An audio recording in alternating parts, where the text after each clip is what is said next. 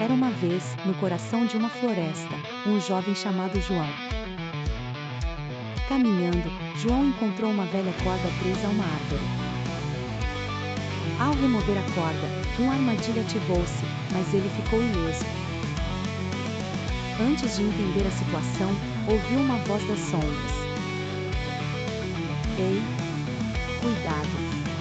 Essa armadilha é minha, disse uma voz. João virou-se e viu um garoto da mesma idade. O garoto, de cabelos despenteados, usava roupas de peles. Ele segurava uma pequena lança, parecendo desconfiado de João. Desculpe. Eu não sabia, respondeu João, um pouco nervoso. O garoto olhou João, estudando-o antes de falar novamente. Eu sou Pedro. Você não deveria estar aqui sozinho, alertou Pedro. João, aliviado, explicou que estava apenas explorando a floresta.